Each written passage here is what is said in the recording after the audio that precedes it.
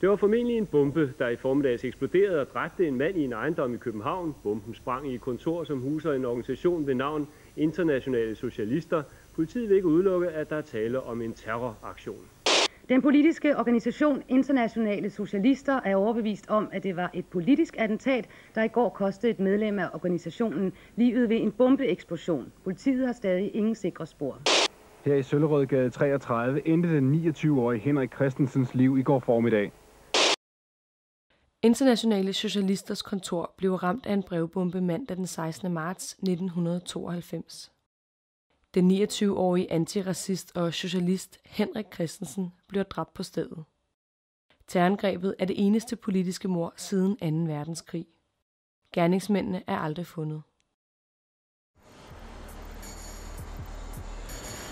Den 16. marts 1992, det er jo en dag, som er nu så 20 år siden, ikke? Men det er jo en dag, der er lidt svær at gemme, fordi det var sådan en meget voldsom oplevelse, både for mig personligt og for det politiske miljø og den organisation, som jeg tilhører. Og der er også set som sådan en voldsom oplevelse for rigtig store dele af danske venstrefløj og danske antiracister. De politiske emner, vi især fokuserede på, det var jo dels kamp mod racisme, kamp mod nazisterne. Men det var også mange andre, det var også mange internationale. Altså den tradition, vi kom ud fra, det var jo, at vi hverken troede på modellen fra Moskva eller Washington. Vi troede hverken på de østeuropæiske kommunistiske regimer. Vi troede ikke, det havde noget som helst med socialisme at gøre, og vi troede ikke på den såkaldte frie markedsmodel med demokrati, som vi havde i Vesteuropa. Jamen, hvad lavede man i IS? Vi var ikke nogen kæmpe stor organisation. Så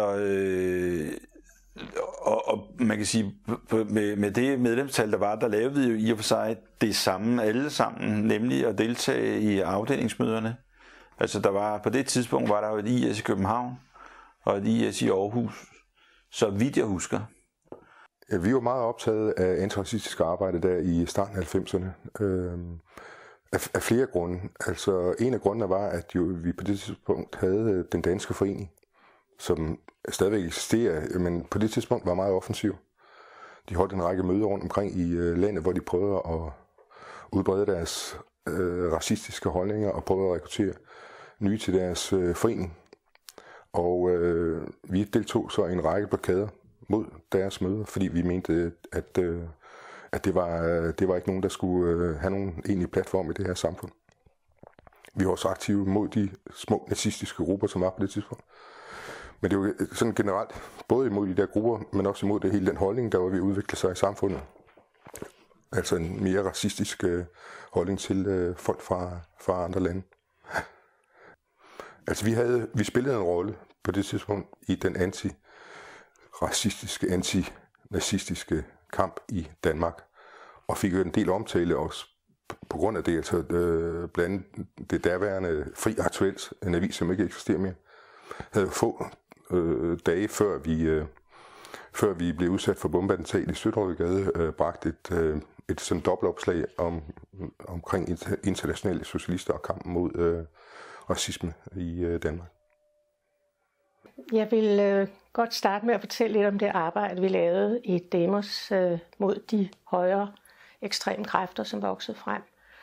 Og en af de markante ting, vi gjorde, det var, at vi begyndte at udgive et nyhedsbrev, hvor vi både havde små analyser, men mest af alt havde sådan nogle konkrete oplysninger om, hvad er det for grupper, der rører sig på det yderste højre. Så det, på den ene side, så var det sådan en slags dokumentationsarbejde, og så var vi jo med til at starte sådan en antiracistisk bevægelse blandt mange unge og også vores egen generation. I Europa ser man i 1980'erne og i starten af 90'erne en opblomstring og radikalisering af den yderste højrefløj. Nynazistiske grupper overfalder indvandrere og politisk aktive. De står bag brandattentater, sender brevbomber og begår adskillige mord. Ideen om racekrig præger deres retorik, og målet er at udrydde fjenden, indvandrere, flygtninge og venstrefløjen. Der var en række angreb på både private svenskere og svenske organisationer, og også bombeanslag og også drab i den periode. Og som sagt, så betød det jo, at vi var meget opmærksomme på de tilhængere, der var i Danmark. Også i Danmark får den yderste højrefløj et opsving. Den danske forening dannes i 1987. De forsøger at gøre racisme stuerent og tilkæmpe sig en plads i den offentlige debat. Blandt deres medlemmer og støtter finder man også egentlige nazister, der blandt andet bruges som vagtkorps ved foreningens møder. Danmark har på det tidspunkt flere aktive nazistiske grupper, blandt andre partiet De Nationale og Danmarks Nationalsocialistiske Bevægelse. I samme periode øges den racistiske vold og hærværk, som rudeknusninger, brevtrusler og ildspåsættelser. Og i det hele taget, trusselsbreve blev sådan et fænomen, vi kendte. Sådan at hvis man som politiker eller politisk aktiv, vi har også fået mange trusselsbreve her, og også en række politikere modtog trusselsbreve, hvis de talte positivt og pænt om folk med en anden etnisk herkomst end dansk. Og det kan gøre ved politiet, hvad de vil, og det er ikke, fordi politiet ikke kan tyre dem, men det er, fordi vi har en flok politikere, som hører til en arbejdslejr, hvor de kan være.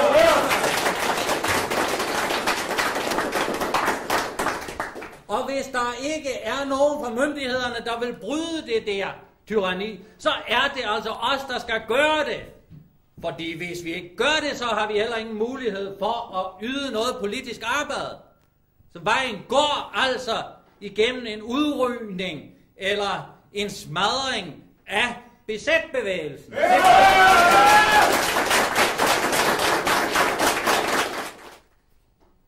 Og jeg siger jer, jeg vil ikke have nogen af jer slået ihjel.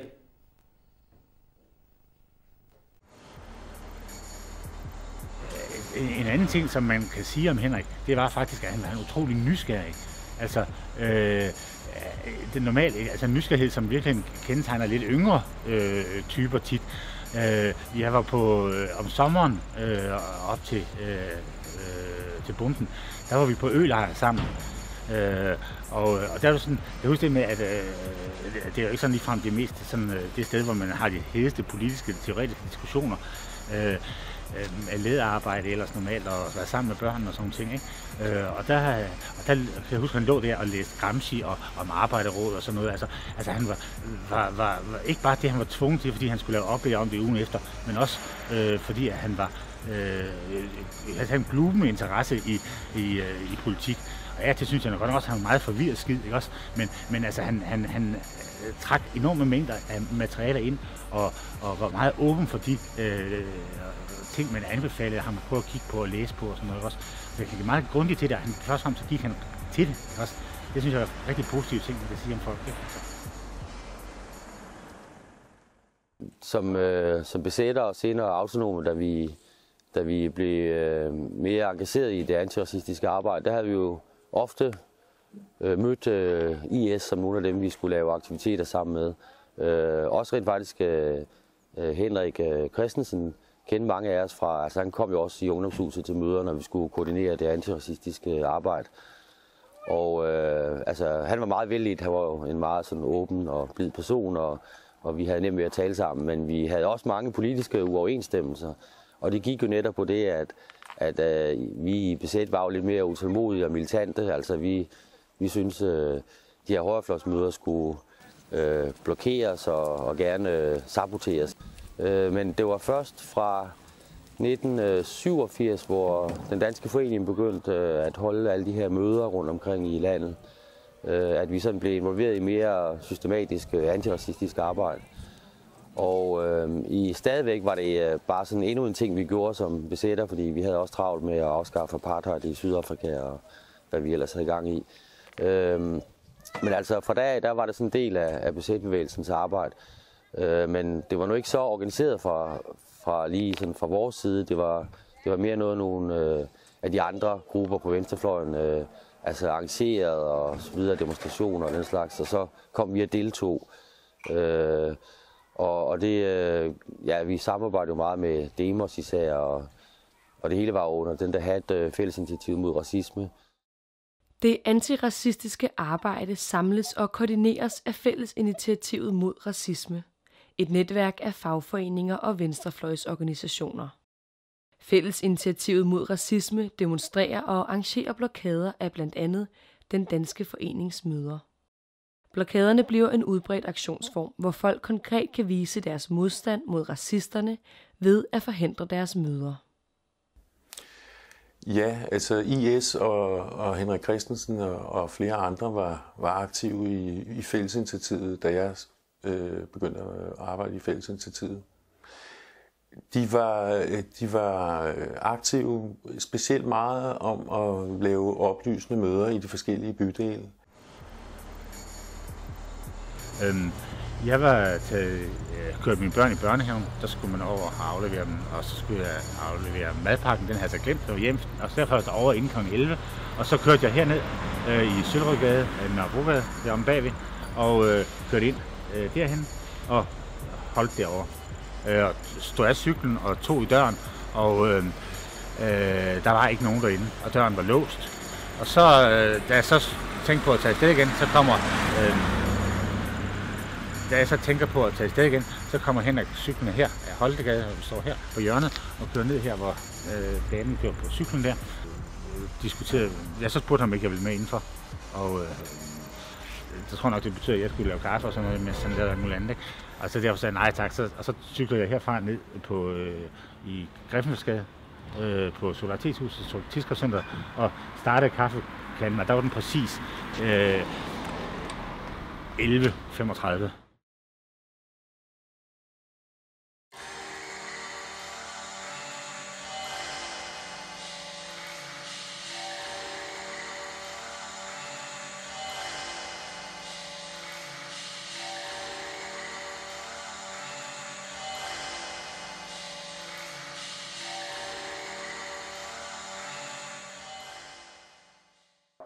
Den 16. marts, i 1992, der er jeg på arbejde.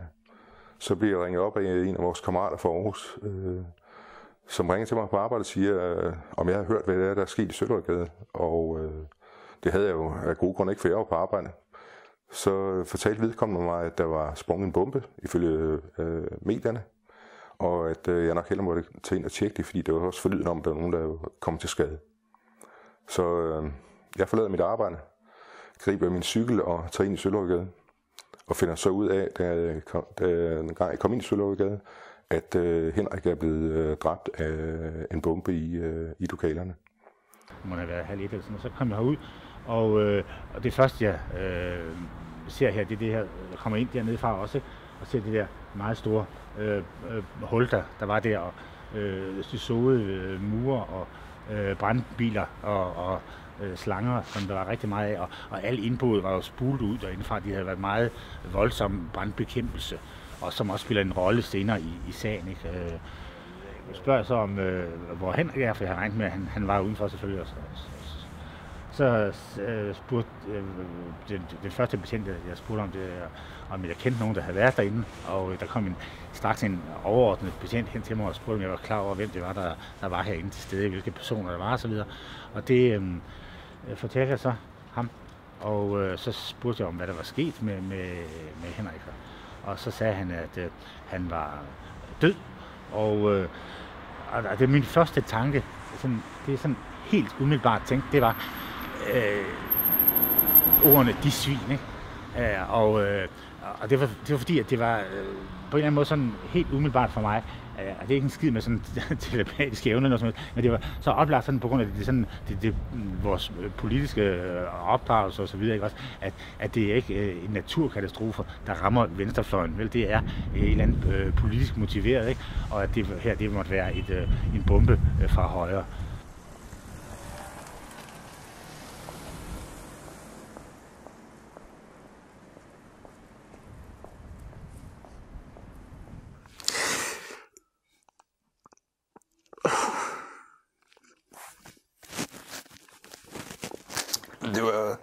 Det var skide kaotisk, altså vi var ikke blinde over for, hvordan verden den så ud, men altså Og jeg vil da sige, jeg har personligt modtaget trusler i forskellige omgange fra højre grupper, også fra altså det her med et brev med en kugle i og sådan noget. Det var ikke uvidende om truslen. Jamen, altså man sige, det var, og det kan jeg også mærke nu, altså det var uvirkeligt. Det var virkelig uvirkeligt, hvad der var sket. Meget mærkeligt. Og lammende på sin vis. Altså sådan husker jeg det meget. Lammelse på en eller anden måde, og en masse frygt og alt muligt, og det her med, hvad pokker vi skulle samle os omkring, hvad skulle vi gøre, hvor stor var truslen. Om aftenen, der mødtes vi for at snakke tingene igennem, hvad vi skulle gøre, også for ligesom at få lidt, sådan noget, også lidt styr på os selv i virkeligheden, jo, fordi hvad var det egentlig, der var foregået her? Var det noget, der kunne fortsætte, eller var det en engangsting, der var sket, eller ja, vi vidste jo af gode grunde ikke lige præcis, hvad der var foregået, og vi begyndte også med at diskutere, hvordan skulle vi reagere på det som organisation. En ting, der var vigtigt at vide, det var, at normalt på det tidspunkt, der havde vi medlemsmøder i det samme lokale mandag aften. Altså mandag aften, der mødtes vi alle sammen. Og den dag, bomben blev anbragt, var jo en mandag. Så man kan sige, hvis den bombe var blevet, eller pakke var blevet åbnet det senere, så kunne vi have været omkring 20-25 i det der lokale, ikke? Og så havde sådan noget omfang jo været væsentligt større, selvom det, at Henrik blev dræbt, jo er grusomt og forfærdeligt i sig selv, men så kunne der være mange flere, der var blevet dræbt.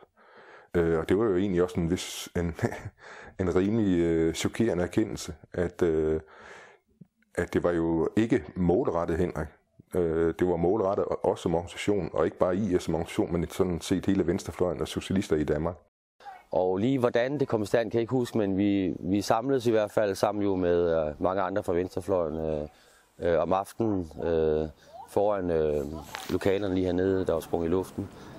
Og ja, det kan jeg også huske, det var ret, altså der gik det sådan alvoren egentlig sådan for alvor op for os, fordi vi kunne se de her fuldstændig udbrændte, bombede lokaler, og vi vidste, at Henrik var død, og det blev sådan meget konkret, at hold op, altså det her er virkelig sket.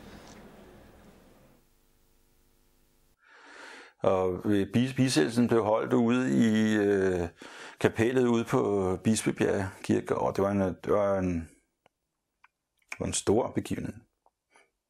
Altså der kom de jo bredt.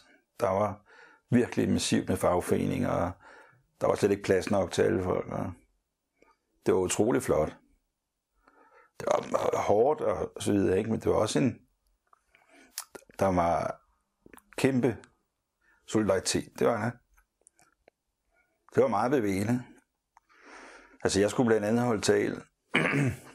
Det var ikke lidt. Men det, på en eller anden måde lykkedes det godt. Der var også humor. Altså vi kunne fortælle om, hvordan Henrik var. Hans skrammel med sin madkasse, og hvad det nu kunne være for noget. Hans appetit, og der kom mange gode billeder på, ikke? Og han var også familiefar. Der sad lille Alexander der. Han var ikke mange år gammel på det tidspunkt der. Ja, den følgende lørdag, der arrangerede vi en mindedemonstration på Blågårds Plads. Og der oplever vi jo, at den solidaritet, som vi også har mærket umiddelbart efter, og faktisk i hele ugen, strømme til os fra andre dele af venstrefløjen, fra fagbevægelsen, at den også materialiserer sig i, at der kom rigtig mange mennesker, og for at vise deres solidaritet og deres afstand til politisk terror i Danmark. Så der var, og folk hang i vinduerne. Det var sgu hele Nørrebro.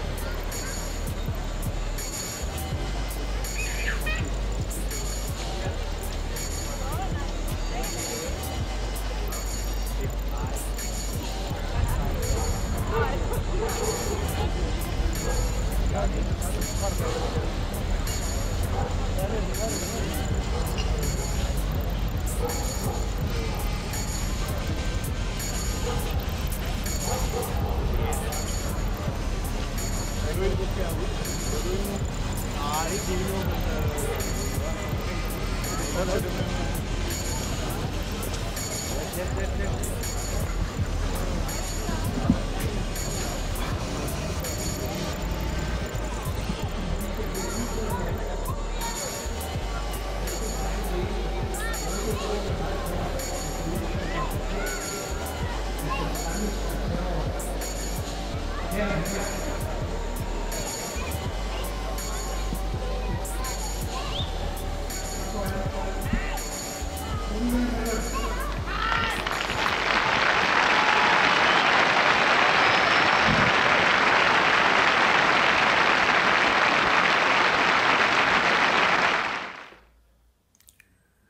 Ja, det var IS, der blev ramt af bomben. Jeg tror, vi dengang tænkte, at det kunne have været hvem som helst af os.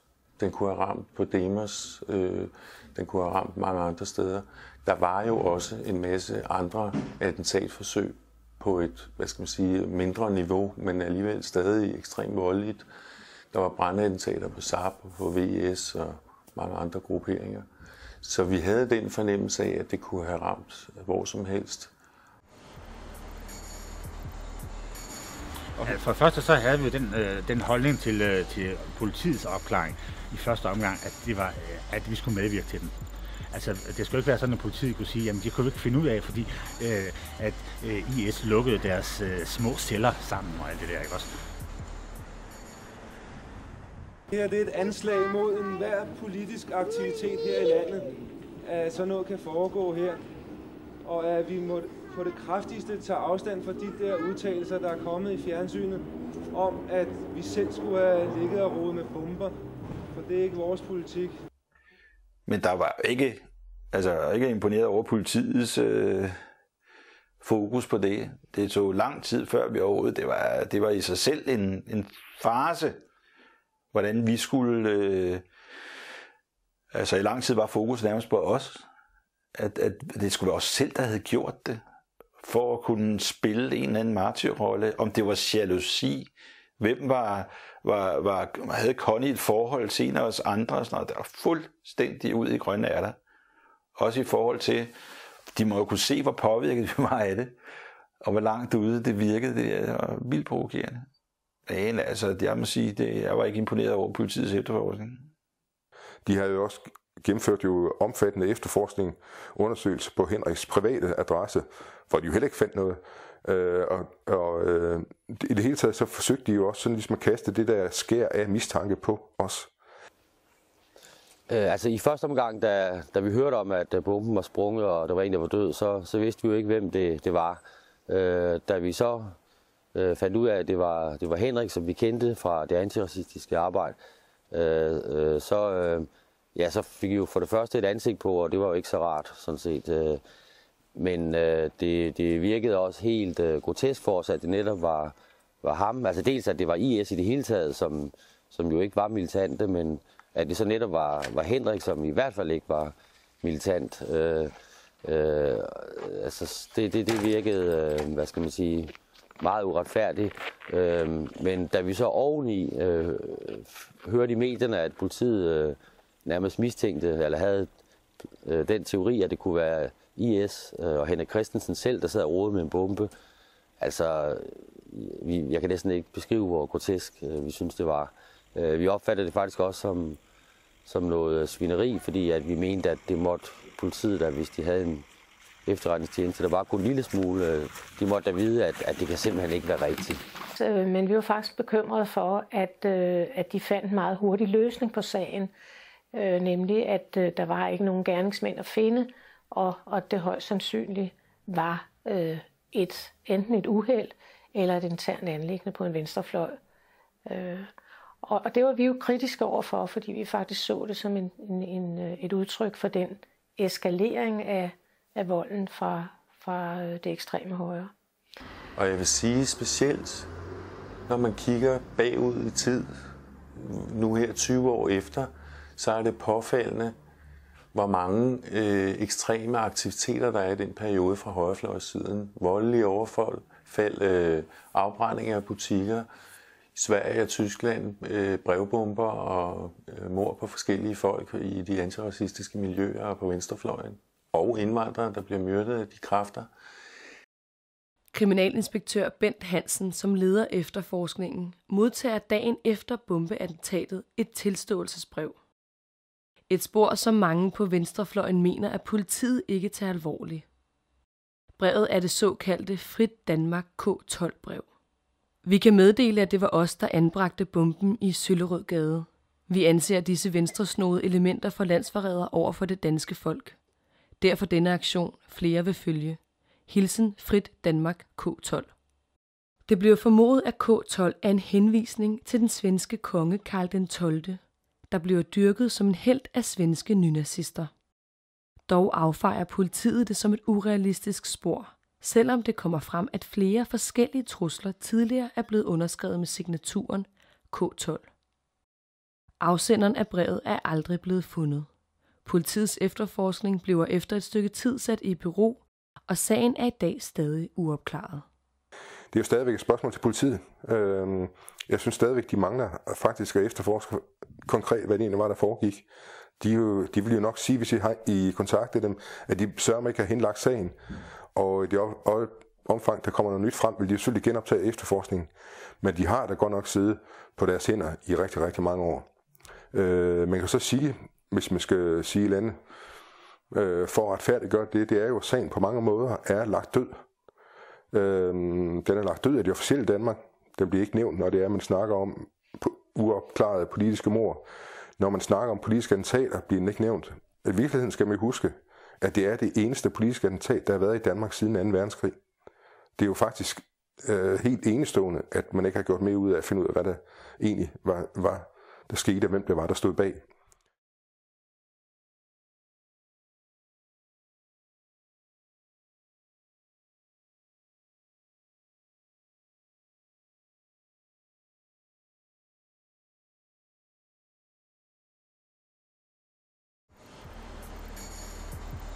Og det, som vi var meget bange for, det var, at den politiske effekt skulle blive, at folk ligesom tænkte, så må vi hellere nøjes med at trække gardinerne ned, når nazisterne marcherer i Roskilde, og sådan den stil, ikke? Altså, hvor vi jo mente, at det var rigtig vigtigt at bruge det modsat, ikke? Altså ligesom til at sige, at nu er det netop vigtigt, ikke? Også at vise. Hvis det var det, der formålet med bomben var at lukke kæften på en organiseret del inden for det antiracistiske miljø og aktiviteter, så var det jo endnu mere vigtigt at gå imod dem. Og jeg vil sige her, hvor vi tit havde, som sagt, fået brosten smidt ind af vinduerne. Vi har også fået hældt malerbøtter ind af vinduerne her. Og så var vi selvfølgelig i gang med at finde ud af, har vi en bagudgang? Skal vi lukke vores postkasse, så man ikke kan hælde noget ind i postkassen? Det åbne vindue, vi havde nede i kælderen, skal det lukkes? Fordi så kunne man også hælde brændstof ind og fyre butikken af. Så det var noget, der spillede en rolle. Men jeg synes, vi forholdt os til det og prøvede at tage de forholdsregler, man kunne. Så jeg synes, at på den måde håndterede vi det. Men det spillede en rolle, og der var også nogen, som blev skræmte og trak sig lidt tilbage i en mere passiv position. At ved, at vi ikke lod os skræmme, men tværtimod gik frem og sagde, at det her, det skal vi bekæmpe. Vi vil ikke have acceptere politisk terror mod nogen i Danmark, og det styrkede faktisk også kampen mod i det antiracistiske arbejde. Fordi der var flere, der gerne ville være med og vise deres solidaritet. Det fik et boost også, vil jeg sige. Det antiracistiske arbejde. Det var ikke populært at være højrefløj. Man kan så sige, at det snakkede vi jo også meget om, at fordi at det er vigtigt, det at studere fascisme og hvad der var sket, var en meget vigtig del af vores skolingsområde. Og der var det vores forståelse ud fra de historiske erfaringer, at de aldrig måtte have betydning i gaderne, de der møgdyr der. Og derfor skulle de holdes ude af gaderne. Det var rigtig, rigtig vigtigt for os. Altså på længere sigt, der ændrede bomben i Søllerødgade jo hele det antiracistiske arbejde, også i vores miljø. Altså dels så var der nogen, der dannede antifascistisk aktion, Og dels så gik mange flere gamle besættere ind i det antiracistiske arbejde. Og i det hele taget opstod jo efter Søllergade om sommeren antiracistisk netværk, der afløste det gamle fællesinitiativ mod racisme. Fællesinitiativet var oprindeligt tænkt lidt som en slags netværk, men blev mere en selvstændig gruppe. Så derfor var der et behov for et netværk. Og det blev dannet i perioden efter, jeg kan ikke huske præcis hvornår, men der blev antiracistisk netværk dannet, og der var Fællesinitiativet med i, sammen med Studerende mod Racisme og fagforeninger og mange andre grupper.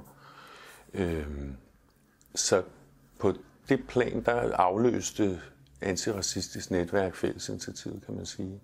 I dag her, 20 år efter, der er det sådan, at vi jo egentlig ønsker, at sagen genåbnes, blandt andet med henblik på, at man i dag ved, at det tyske politi ikke var opmærksom på, hvad der foregik, og der er fundet en række beviser for, at alle de drab, der blev afvist fra tyskernes side, i og for sig var højre ekstreme kræfters vold og terror og drab.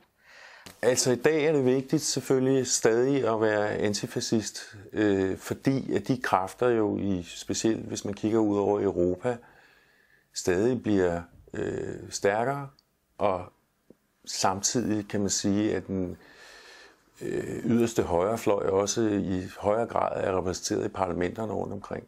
Så noget af det, der i sin tid ikke var stuerent, er faktisk blevet det. Så der er i den grad brug for, at man taler mod racisme og fascisme i dag. Det er et eksempel på, hvordan mennesker de kan agere. Og det er jo ikke noget med, at jeg sidder ikke og siger, at jeg er glad for, at jeg har den erfaring. Men jeg har den erfaring. Det er en del af mit liv, at jeg har set det, og i en eller anden forstand, så synes jeg, at jeg kan komme... Altså på en eller anden måde, synes jeg, at det er en måde at komme ordentligt igennem livet på.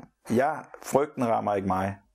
Det gør den altså ikke. Jeg synes ikke, jeg er dum eller lidt sindig, men jeg går ikke og frygter noget. Jeg synes, det er et kæmpe problem, at der er så meget frygt i den her verden. Og der er så lidt mod. Synes jeg, skulle jeg pege på noget, man savner i dag, så er det sgu mod. På alle niveauer. Nationalistiske bevægelser er bestemt ikke noget, der hører fortiden til, og derfor heller ikke kampen imod den. Det er i dag lige så vigtigt, som det nogensinde har været, og stadigvæk at bekæmpe. Man skal jo huske, at i det omfang, at de bevægelser får magt, som de har agt, så er det slut med, at venstrefløjen, socialister, fagforeningsfolk har ytringsfrihed, har forsamlingsfrihed. De vil jo smadre enhver form for ret til at organisere sig politisk, demokratisk, både som parti og som foreninger. Det er jo deres erklærede mål. Så derfor er de jo selvfølgelig i dag lige så vigtige at bekæmpe, som de var i starten af 90'erne.